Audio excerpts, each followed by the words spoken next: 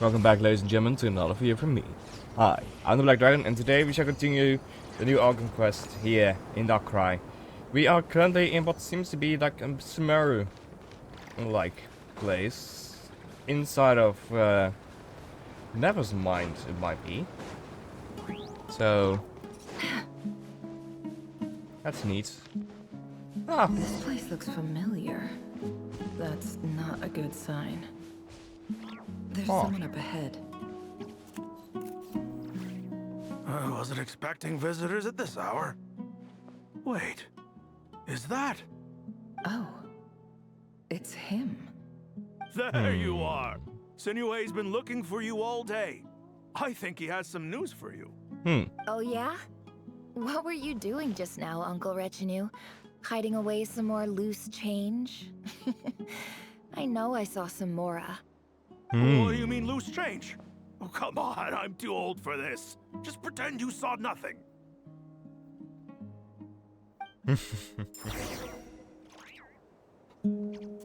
Fucked up happy. Ah.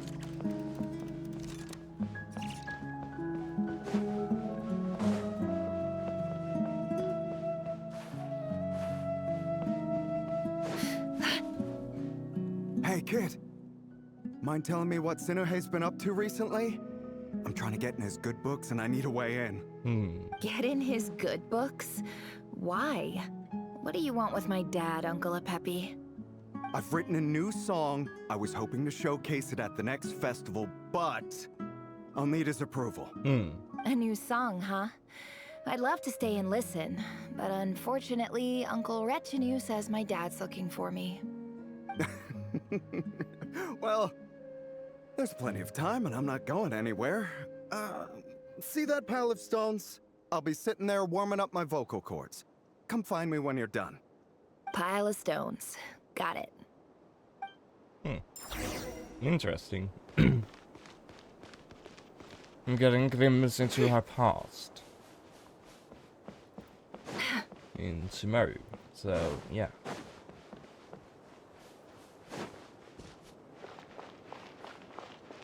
Hi, Dad. Uncle Retinue said you were looking for me.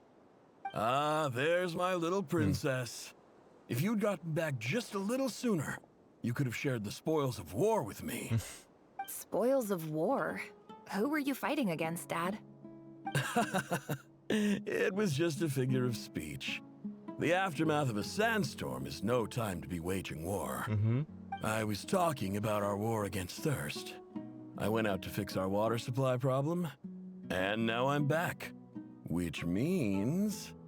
We have a well again. That's right. I found a new one and brought back as much water as I could carry. It should last us for a good while. If it wasn't for these blasted sandstorms, our wells wouldn't be caving in. You wouldn't be spending all your time out searching for new water sources. As the chief of our tribe, I'm supposed to be leading us out of hardship and poverty, onto better things. You know how prosperous our ancestors were. I've told you all the stories. And look at us now, squeezed into these hovels. No one would choose this, if it wasn't for the endless wars over the years.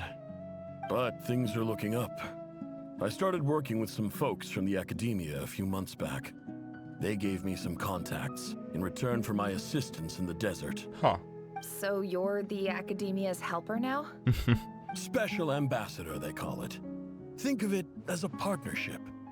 It's nothing bad, okay? We've been isolated here in the desert for too long. Seeking opportunities elsewhere is the best thing for us, and the fastest way to progress. So, do you get anything good out of being a special ambassador? Of course. My luck's improving all the time. One day, I swear I'm gonna lead us out of this place. We'll find somewhere new. Somewhere better. Okay.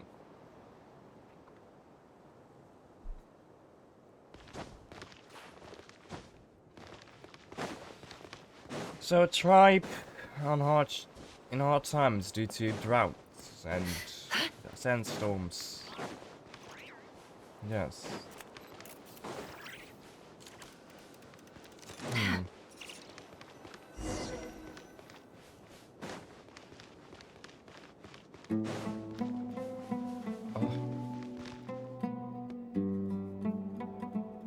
That's our well, and you know it. You stole from us. Well, you've gone from chief to thief, and now you have to face the consequences. Did you really think you could take our water without permission and get away with it? You're either brave, stupid, or both. And that special ambassador act? Yeah, nice try. We spoke to the academia. They said it was all news to them. You're a liar and a cheat!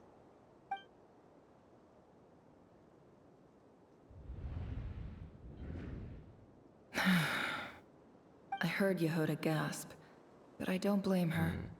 Most people are terrified by the sight of blood. Yeah. Corpses strewn across the ground. The wounds are clearly from scimitars and daggers. The desert dwellers' weapons of choice. There's a handwritten note on the ground. Let's see what it says. Halil, this is Sinuhe, chief of the Shimti tribe. Surely you remember me. I was the one who helped you and your colleagues avoid the quicksand in the desert. This is my second time writing to you. I assume my last letter must have gotten lost in the mail, as I didn't receive a reply. I hope this one makes it to you safely. I'm writing to you because I need some help. That sandstorm the other day completely blocked up our well, forcing me to look for another water source in Iab and Unut territory. It was a matter of survival. Praise the gods. The well of the Iab tribe was intact. It was my last resort. I drew what water I could and left, but not without being spotted. I fear they will retaliate. You told me to write to you if I ever needed help. You said you'd be my ally in the academia. I urgently need you to formally recognize my title of Special Ambassador and send some of your people to assist me for a few days. It's the only way I can convince them that this was the academia's decision and prevent them from retaliating. This is an emergency. Please send help as soon as possible. Looks like this letter never got sent. The writer died a grisly death, and the letter was trampled into the ground. It's badly defaced. Some parts are barely legible. What a ridiculous lie the surviving Shimti tell. Their whole village was butchered over a sip of water. Okay, damn. Officer. Welcome. Welcome to our humble village. I thought you would at least have the courtesy to provide some respectable libations. This is the finest wine Aru village has to offer. I I've already promise. thought so, yeah.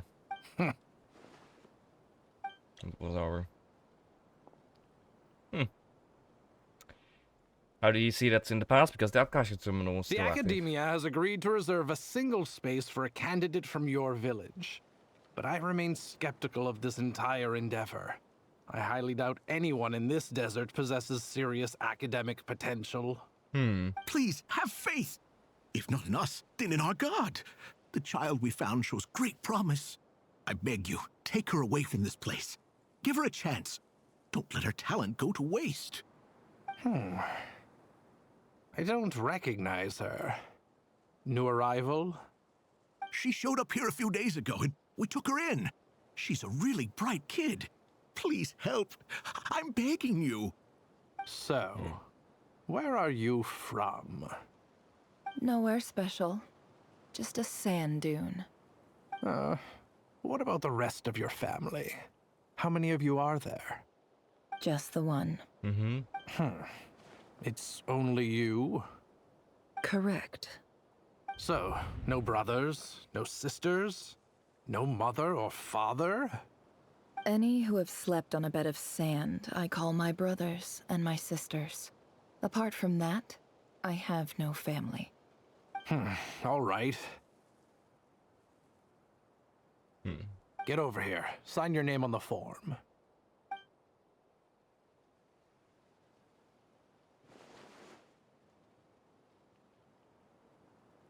Never?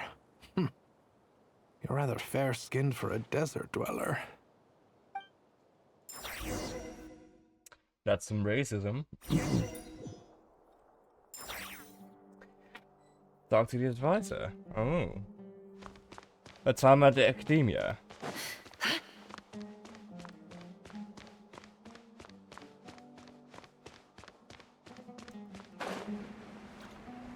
And she most definitely must have met Signout, Tonari, and the rest of the gang. Nefer, this term's assignments have been issued already. Please read through the materials thoroughly, conduct your own additional research, and then write an essay on the topic.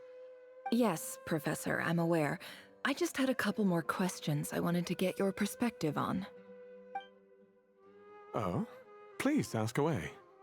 Well, I saw the other students' problem sheets, and I couldn't help but notice that my assignment is much easier than theirs.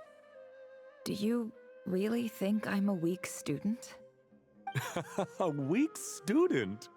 Goodness, no. Quite the opposite. You have a sharp mind. Almost too sharp. I think what you're saying is, a weak student wouldn't have noticed the discrepancy. And if they did, they certainly wouldn't complain about the lighter workload. You see, sharp as they come. You see things the way they are. And I'm sure you know why they're like that. Because of where I come from. Because I'm different. I'm sorry, Nefer. I don't like it any more than you do. It's just... Anyway, you said you had a couple of questions. What's the other one? I wanted to check. If someone sent me a letter to the academia, where do I go to collect it? Ah, your family wrote to you.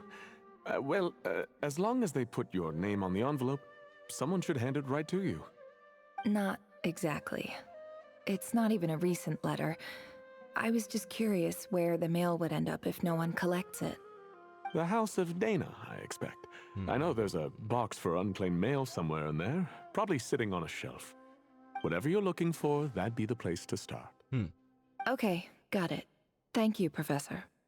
Oh, don't mention it. Honestly, I feel like I failed you. I'm supposed to be your teacher, but I haven't taught you anything. So she's investigating where the first letter ended up. Hey, don't say that. You're a great teacher, and you do your best for all your students. But the rules are the rules. You're not allowed to teach students like me. It's not just the academia either. The whole world bends over backwards for the successful, and leaves the losers to suffer and die. Oh, my dear child. Don't tell me you've given up on life already. Oh no, she hasn't. I haven't. I just think that if you want to make it in this world, you have to find a way to become successful. Okay.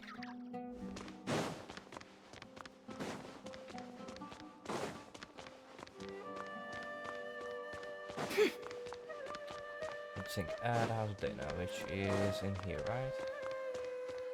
Done here.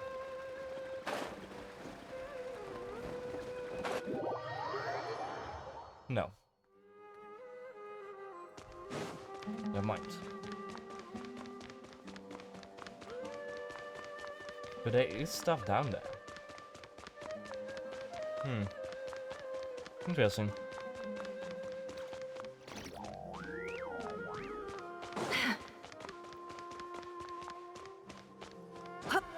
It all adds up. No more lies. Investigate. This must be it. A big cardboard box full of unclaimed mail. And probably some letters that ended up here by mistake, too. Let's take a look.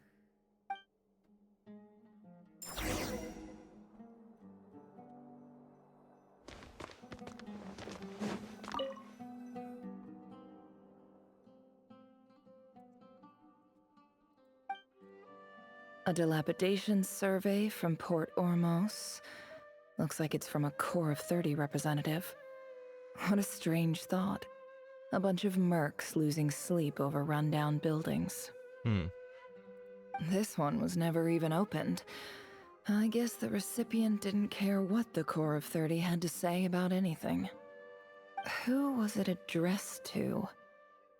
I don't recognize the name, but it must have been a Ksharawar professor. Mm-hmm. This one is addressed to the Immorta Sage. The title is Changes Observed in Satyavada Life Symptoms. Why do all these letters read like full-blown dissertations? Guided by the incense, we became lost somewhere in the forest.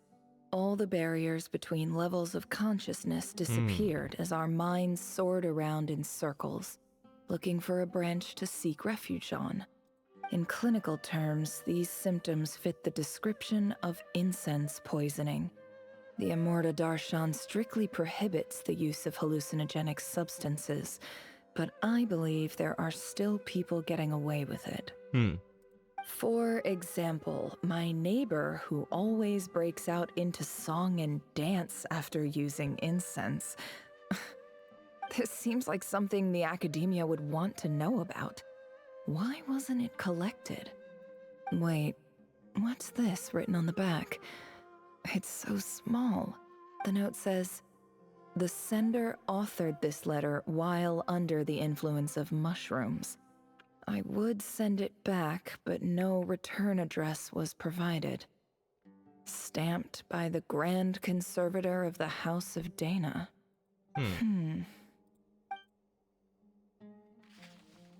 This next one is addressed to Grand Sage Azar. Oh, not him again.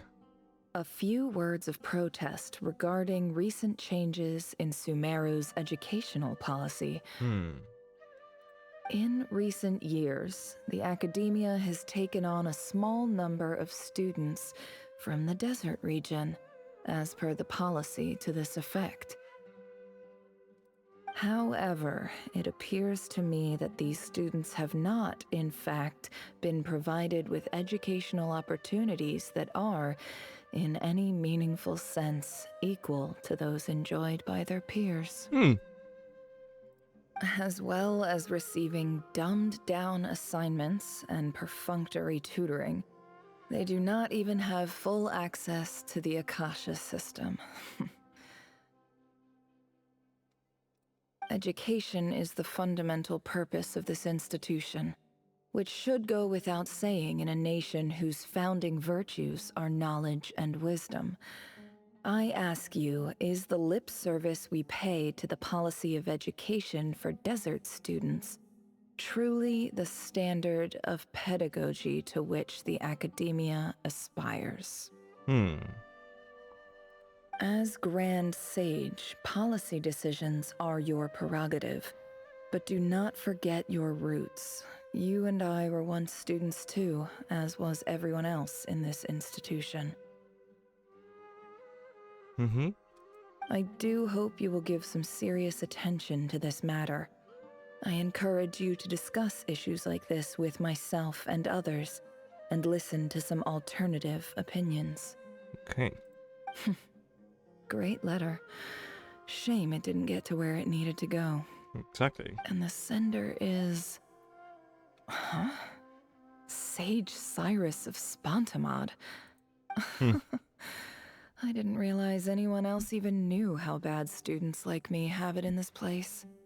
So this is where letters from the Sage of Spontamod end up? Nice one, Grand Sage. Really enlightened leadership. Whatever. This isn't what I came here for. Moving on. I'm not exactly holding out hope that a letter sent from the desert would even make it here. But if it did, where else would it end up if not in this box? Yeah.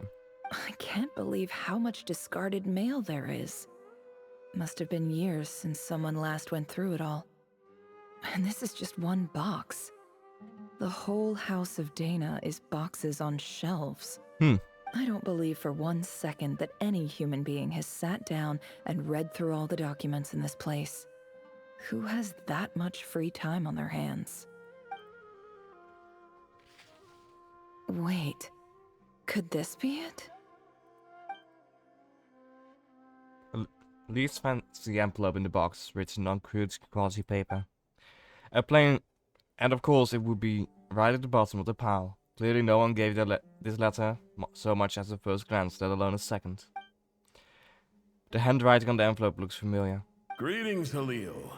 My name is Sinue, chief of the Shimti tribe. I was the one who came to you and your colleague's aid when you ran into trouble in the Great Red Sand.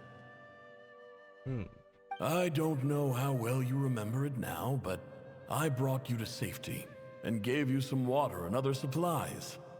You seemed very pleased and told me your name. In my tribe, learning a person's true name is serious business, and I therefore see you all as friends.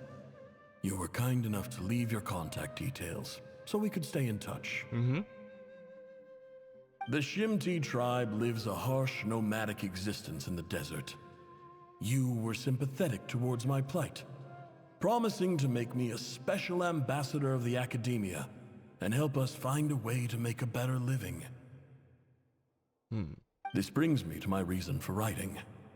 Our tribe has fallen on particularly hard times, and I would like to ask for your assistance. There was a terrible sandstorm a few days ago, which blocked up the well in our land. To ensure my people's survival, I had no choice but to venture into Iyab and Unut territory in search of an alternate water source. The latter did make it. The Iyab and Unut are descended from the Thamudians. While we trace our ancestry to Tulatala, we worship the Lord of Flowers and have had relatively good relations with our fellow tribes up until now. I found a well belonging to the Iyab tribe. They declined to help us, but I really had no other option. So I took some water to keep me and my tribe alive. My actions are certain to incur their wrath. When we met, you assured me that you would be my ally in the academia. I would like to take you up on that offer, because I really need your help. I wonder if you could send an academia representative to meet with me. That aside, the last time you were here, you mentioned that the academia had started accepting students from the desert, and I told you a little about my daughter, Nefer. We have next to no resources here in the desert, and my power and influence are limited. Would you consider enrolling my daughter at the academia? She is a smart girl. I know she won't disappoint you. From the outset, the academia never took you seriously. Those things they promised were just empty words. I doubt they even remember the name Sinue. And you were so emphatic that your luck had finally changed for the better. You swore you'd lead us to a better place one day. You spoke with such conviction, like you were the most powerful chief in the whole desert. You liar. You lied about everything. You promised the world and delivered on none of it. And who fell for it? Just me, by the looks of it. Despite your best efforts. Which makes you a pathetic liar. You weren't even any good at it. I think I'll take over from here. Let me show you how it's done.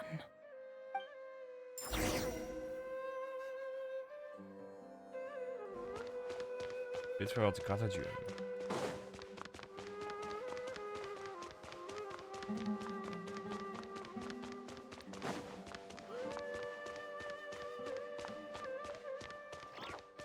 Friend. I just came to say goodbye. Thanks for everything you've done for me in my time here. Nefer? You packed your bags.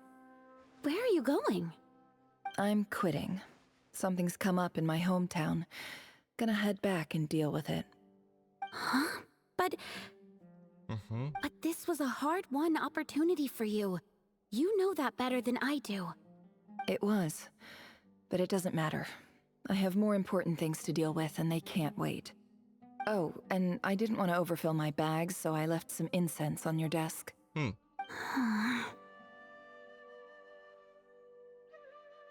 What's wrong? I thought you liked incense.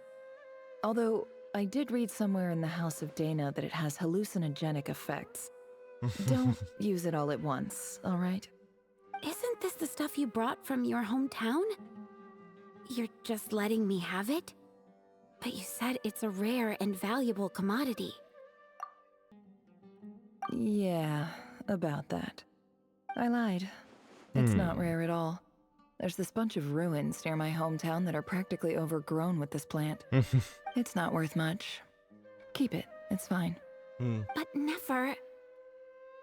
Alright, that's all from me. You take care.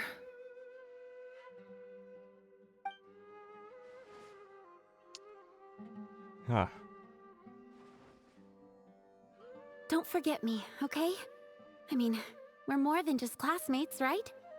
We're friends. Yeah, I'll remember you.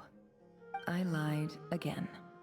That incense is worth a fortune, and it's a rare find even in those ruins. And as for remembering her, I have far too much to do when I get back. No time to reminisce. I'll be lucky if I even make it through this alive.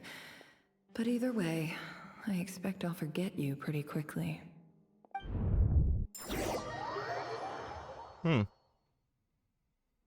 Hey, we're back here.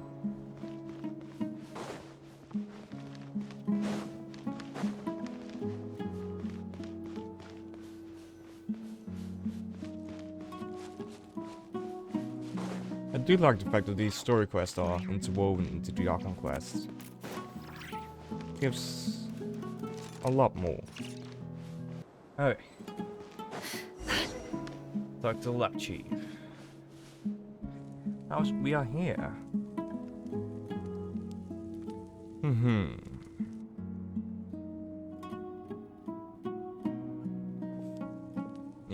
Yep, not lab. Yep.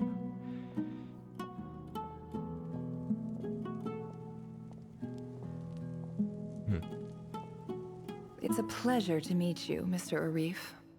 So, what does the Academia want? Since they've sent their special ambassador, I assume there's a big business deal to be made. If not, I'd be very disappointed. Please, sir, lower your blade. You're lucky I'm the one they sent. Not all special ambassadors share my admiration for the Eab people. The ever-shifting balance of power in the desert reduced the once great civilizations of this region to rubble and sand. But the story of the Eab has a very different trajectory. Others grew weak, but you grew strong, beginning in obscurity and moving to prosperity. Huh. You're the only ones who defied the trend. Huh. So, you do know who you're dealing with. This well is the perfect symbol of your strength, is it not? It used to belong to the Unut, but it looks like you have control over it now. You're not wrong. But I'm sure you didn't come all this way just to flatter us. Of course not. I came to bring you some very good news. Some information that recently came to light, which might just be your ticket to freedom. Records uncovered by the Vahumana Darshan show that a certain well currently under Eab control is built on top of some ancient ruins. These ruins are of great archaeological interest to the Academia. I checked the map carefully on my way over here, and I'm confident that this is the well in question. The Academia is offering 50 million mora in return for excavation rights. 50 million? No, wait. If these ruins are as important as you say, 50 million's a little low, don't you think? Don't get greedy, Eab. We know far more than you think.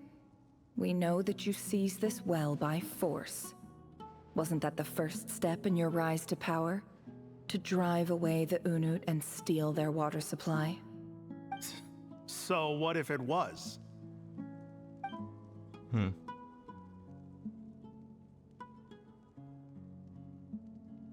Don't worry. As unscrupulous as it was, it's something we're willing to overlook. The Academia is only interested in dealing with the de facto power holders in the region. I hope I am making myself clear. And I hope your words are the truth. If I find out the Academia is trying to play me, I'll hunt down every one of your people and make you watch as I cut their heads off one by one. Oh. I assure you, Chief, that would not be in your long-term interests. You don't want to make an enemy of the Academia. Oh no. You see how I'm dressed, don't you? I appreciate that you've never been to the rainforest, but surely even you recognize an ambassador's attire when you see it. And what does a barbarian like you have to lose anyway? You really think the Sumeru Academia would bother to come all this way just to lie to you? We have more important things to worry about.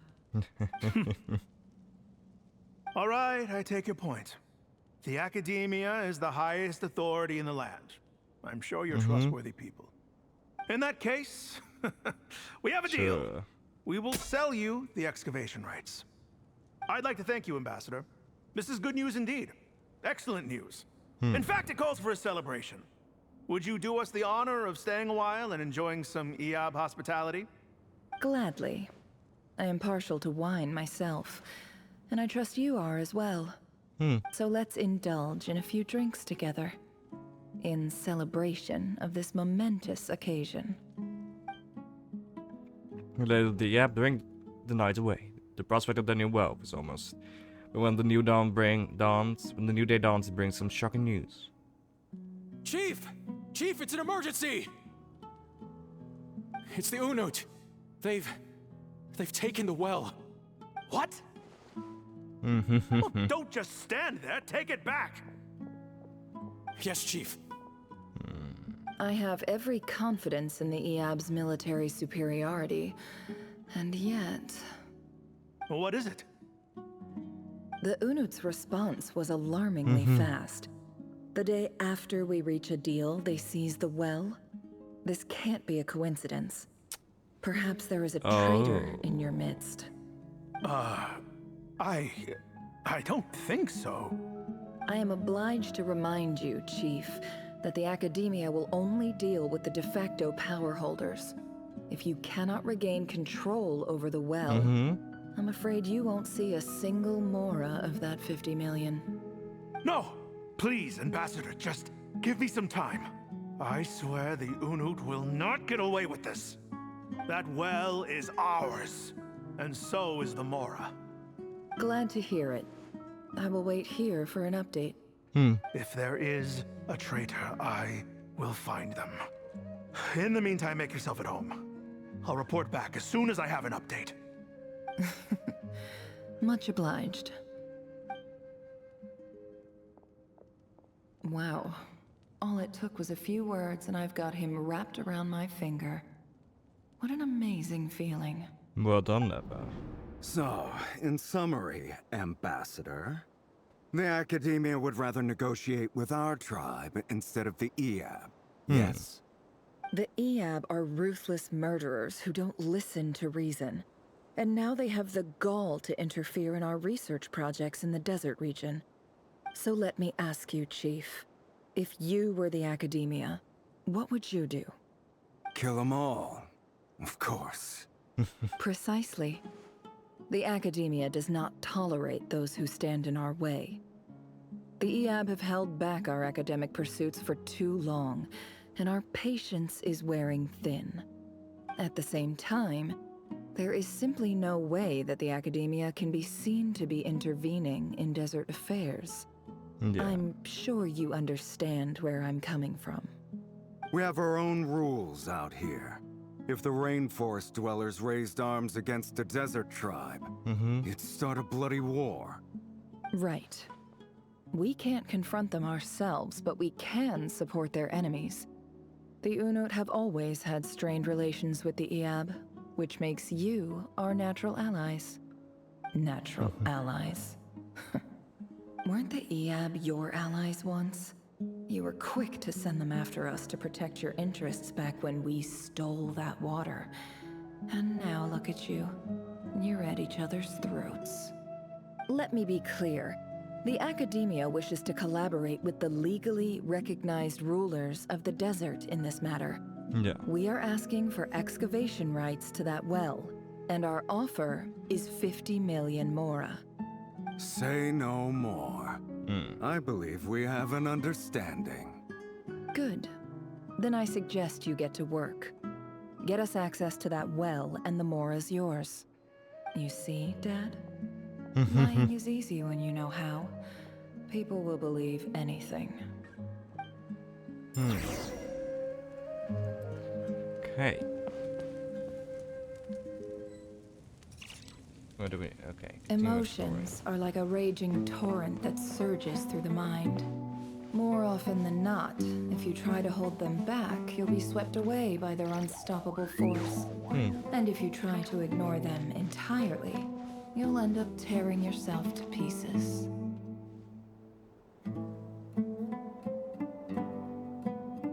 Huh. Crow.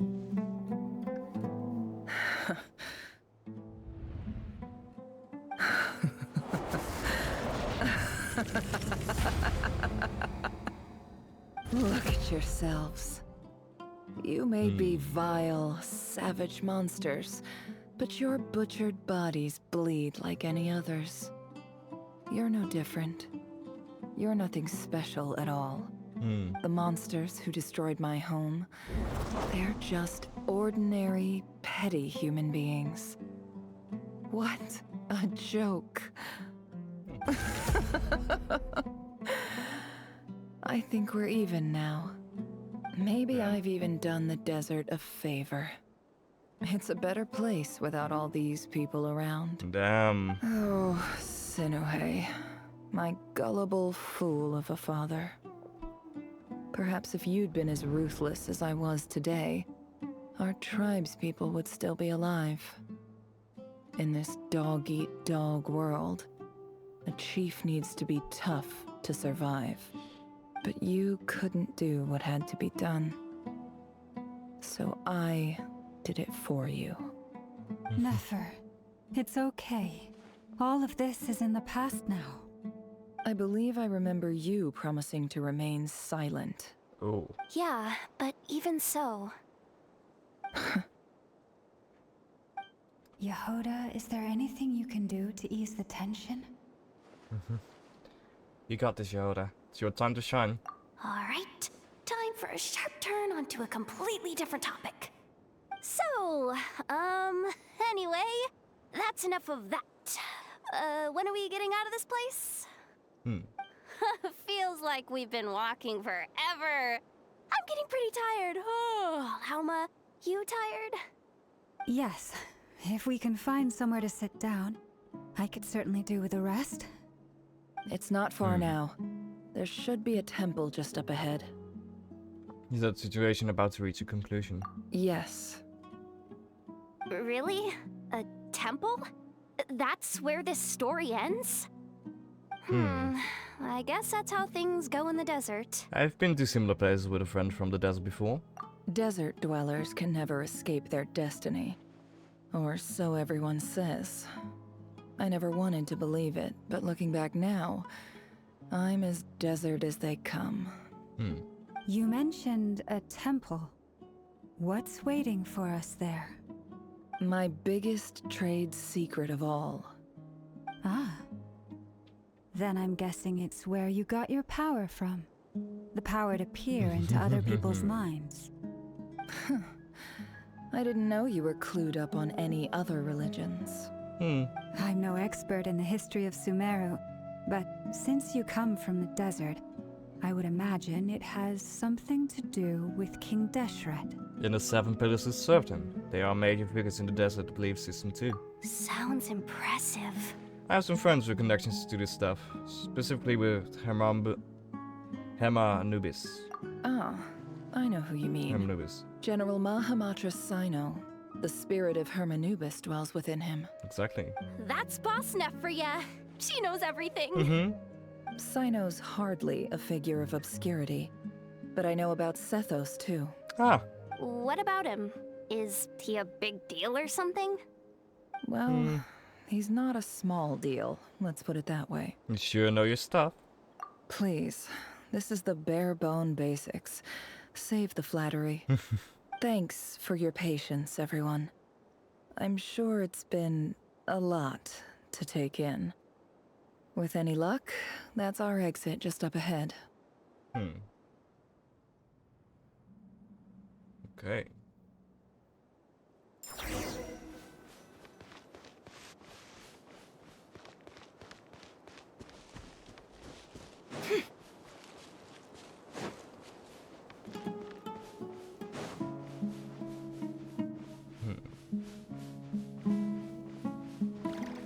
That's we're definitely deep within the deserts.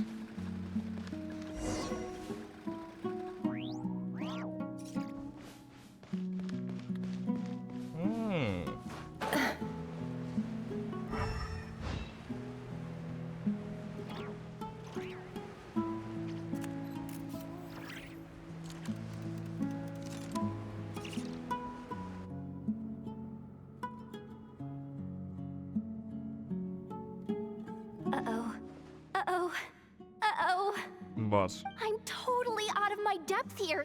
I don't have anything to add about any of this stuff. Like, look at that statue, for instance.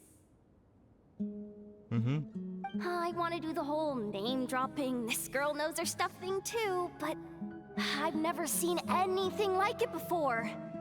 A statue with the head of a bird. Looks like something out of King Desert's mausoleum. That's Thoth, the Ibis King. One of the 7 pillars of King Deshret. The legends say that he, the Crocodile King, and the Goat King were the 3 retainers of King Deshret. Funny how that name has not been changed. Let's take a look.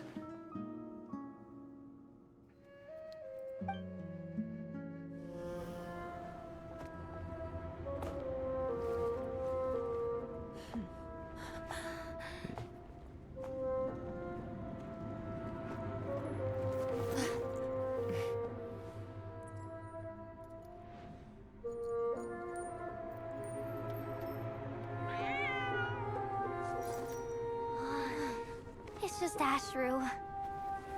So, all is well?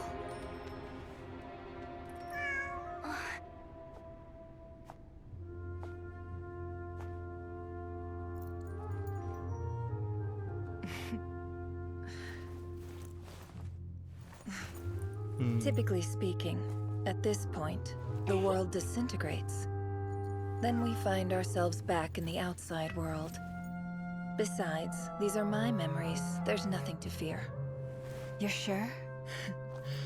Of course. It's almost over.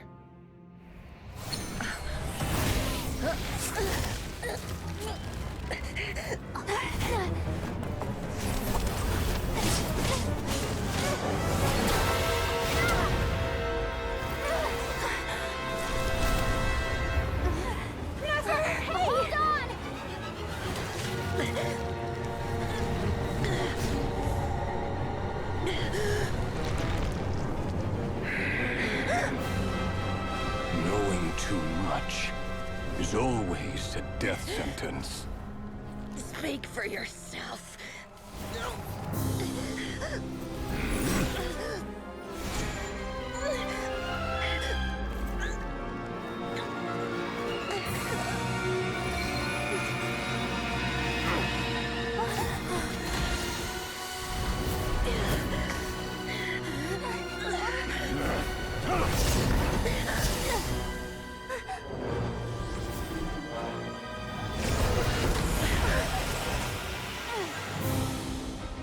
How repulsive.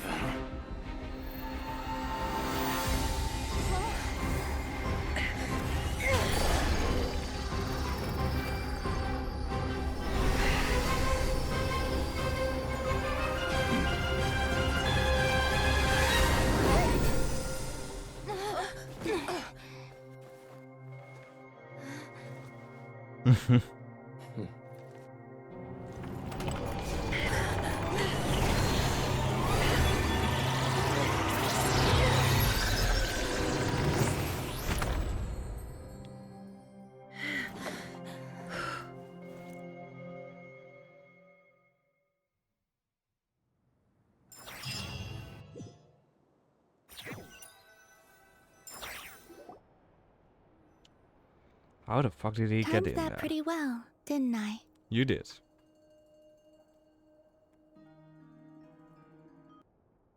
It's okay. I'm just glad no one was hurt. Yeah. Paimon noticed you doing something too, Dainslev. Mm-hmm. Were you helping get them out? Yep. Of course.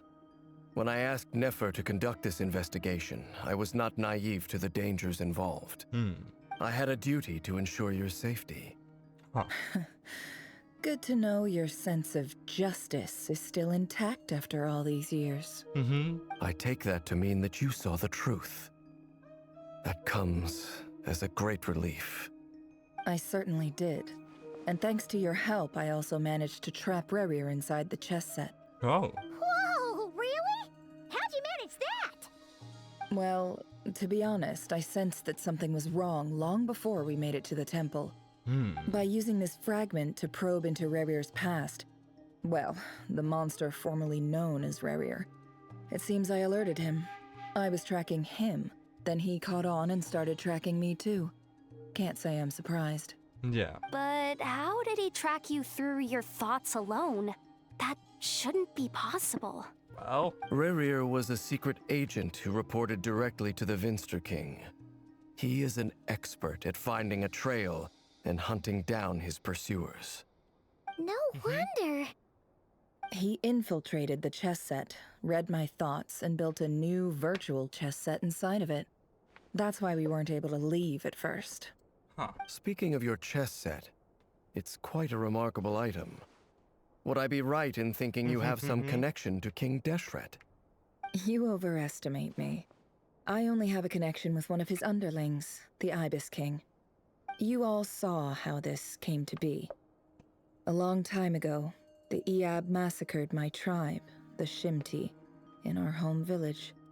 A few years later, I enrolled in the academia, where some new information came to light. The Unut and the Eab fought a bitter battle over the rights to a well, all for the sake of a non-existent 50 million mora. The Eab ultimately won that confrontation, but their victory came at the cost of almost every warrior in the tribe. Damn. The final blow to the Eab came at the victory feast, when an Unut assassin beheaded their chief right before my eyes. Nice. The remaining Eab fled and have been scattered to the winds ever since. Having gotten my revenge, I returned to my hometown, where to my surprise, the nearby temple was still standing. There it was, seemingly immune to the relentless hostility of the desert, while my tribal home lay in ruins. As I stood there gazing at the temple, I noticed a cat just outside. This cat, as it turned out, was home to the spirit of the Ibis King. He led me to a gate deep inside the temple, and there he made a deal with me. This chess set is my gift from the Ibis King. The chessboard within is made to the same specifications as the one in the mausoleum of King Deshret, and represents his power of piercing analysis. With this chessboard in its container, I gained a certain ability to perceive hidden secrets. Now, you could conclude that the Ibis King simply wanted to give the people of this world the power to seek the truth, but I don't believe that's the full story. Every god plays favorites. Their hearts are as fickle as any human's, full of secrets, perversions, egotistical tendencies. But precious few gods are willing to admit this. It is the same with all powerful forces, including fate itself. Their gaze falls preferentially upon a select few. As you rightly point out, this is an act of favoritism. If you're alluding to the Abyss, then yes, I agree. Gather the others. It's time to share everything I've learned. Okay. For long, the group has scattered. That's nice. Little cat. Thank you all for being here. Let's see its own As cat promised, I did some further investigating into the Raker of Solnari's background. I am pleased to report that the investigation has been most fruitful indeed. The Raker of Solnari, real name Rerir, was once a Conrian subject who served the Vinster King. Yes. I will now share the important details of his story.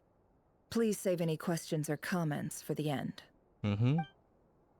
Never narrates Rerir's backstory to the group.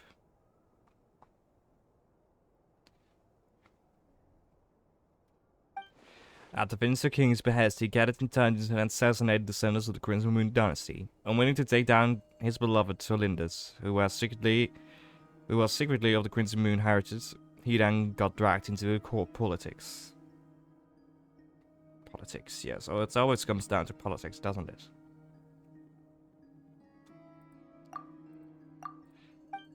But a veneer voice, which spoke to him of his fate, was like a reflection of the moon. Though he could disturb the waters to gain some temporary relief, he was powerless to erase it entirely. In contrast, Rerir's own life was like a reflection of a broken moon. Once the storm winds of fate blew across the world's surface, it was utterly destroyed. Solindus smuggled away a piece of the moon before disappearing through that mysterious portal. It was passed down through the ages and finally falling in the hands of the knave. But what lies on the other side of that portal is really a war of the worlds. Solindus never had the chance to share what she found there, neither did Rerir, who followed her in. So that's why he's so obsessed with the moon. A tragic tale, to be sure. But it does not excuse his many transgressions. No. No matter how much Rerir suffered in the past, the fact remains that he is what we know today as the Wild Hunt, wreaking havoc upon innocent lives in Krai. Yeah. He becomes more dangerous with each passing day. If left unchecked, it is simply a matter of time before all of Teyvat suffers the consequences. This is a threat that the Knights of Favonius cannot ignore. No. A question for Miss Columbina. Forgive me if this is presumptuous, but have you ever seen the spatial gateway that appeared in Rerir's memory? Never. But I have heard stories of something called the Moon Gate, and this seems to fit the description. Miss Lama, any thoughts on this? In the lore of the Frost Moon Scions, the moon is believed to hold many secrets. Some sources speak of ancient knowledge, others of a gateway to the unknown. The term Moon Gate is one I have heard before. But as is the case with all of our legends, there are no records of any first-hand witnesses. We cannot know whether it truly exists. Then back to Miss Columbina. As a moon goddess yourself, do you have some idea of where the Moon Gate leads to? Not at this stage, sorry. I do hold the power of the Frost Moon, and my strength is recovering well. I can sense that the gate would open at my command, but... But there's more to the power of the Frost Moon than that? Yes. A moon goddess has the right to open the Moon Gate, since it is a path to the moon. But as never mentioned, holding open a spatial gateway takes a huge amount of power. And right now, I need to conserve my energy to fight the Raker of Solnari. I'm afraid this is one mystery we may have to leave unsolved for now. I agree. Better to save your strength. But if you'll humor me for a moment, I have a bold conjecture of my own regarding the world beyond the gateway. I highly suspect that neither Solindus nor Rerir made it through unscathed. The evidence pointing to this is the fact that the Raker of Solnari exists in the form of countless fragments. With the abyssal power he wields, no ordinary foe can touch him, let alone tear him to shreds. And yet, the Wild Hunt proliferates wherever his scattered fragments lie, drawing hordes of monsters to many different locations across the land. So your theory is that Rerir was physically torn to shreds by some powerful force? Hence, why the Wild Hunt is a distributed phenomenon, rather than a unified one? Makes sense to me. Explains why the Wild Hunt is so pervasive, and why he's been trying to piece himself back together. He was whole to begin with, and he wants to be whole again. Without the power of the Abyss on his side, he almost certainly would have perished the moment he was torn apart. But the Abyss, much like a curse, has kept him alive. I could not agree more. The power of the Abyss is most surely a curse. It is a compelling explanation, and one that accords with my present understanding of Abyss creatures. Whether the life form in question is primitive or advanced, if a curse has extended its lifespan unnaturally, it will continue to survive in spite of everything. This raises some interesting questions. I will run some experiments and see if there is any validity to my suspicions. Okay. That being said, regardless of whether my research bears fruit, I would like to thank Miss Nefer for conducting such a thorough investigation. Already, it has greatly enriched my understanding of the entity we face. My pleasure, Mr. Albedo. I too hope that the information I have shared today proves useful as we look to formulate the next stage of our plan. Yes. What is it, Dainsleif? You look really upset. It's just... when I think of the man I once knew as Rerir, I struggle to understand why things had to turn out like this. The two of you used to be friends, didn't you? I don't know if these words will bring any comfort, but my heart goes out to you. Mine too. We can never know all the hows and whys of the way things are. That's true. The moon and stars are full of untold secrets and lies. And the skies are host to many more mysteries than these alone. Yet, none of that can begin to compare with the complexity of human life. Those are the first comforting words I've heard in a long time. Thank you, both. Well, I think this is a good place to end today's meeting. I'm sure Nefer needs some time to recover. She's been through an awful lot today. Yes, yes.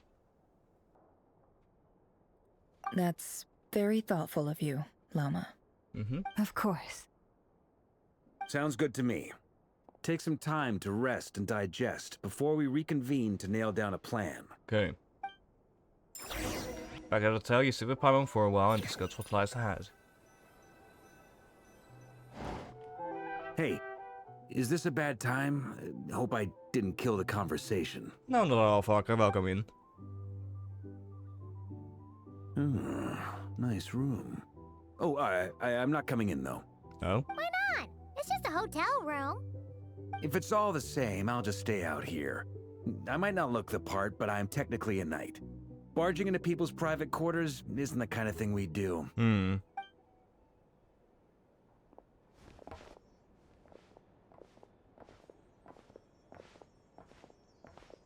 Anyway, Nefer went back to the curatorium to get some rest. But before she left, she shared some things with me that I thought you should be aware of. Oh? Firstly, although she managed to trap the Raker of Solnari inside her chest set, there's no guarantee that the power of the Ibis King is any match for one of the 5 sinners. Their powers are beyond our comprehension. That is true. It's only a matter of time before he finds a way to break out.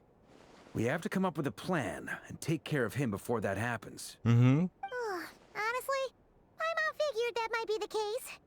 So, how long have we got? That's a good question, but that's... Well, I asked her that same question. She talked for a long time, but for the most part, it seemed like she was trying to convince me how precious her chess set is. What a long and storied history it has. It felt like some kind of sales pitch, you know? The kind where you end up handing over Mora against your will.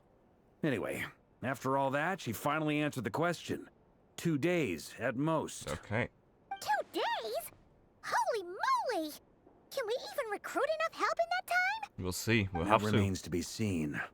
Which brings me to the second issue. Dainsleif is obviously conflicted about this whole thing. But given how little time we have, there's no way we can pull this off without his help. No, that's true. You have some history with him, right? Do you think maybe you could talk to him for us? I'll see what I can do. Great. I appreciate it. All right, on to item 3.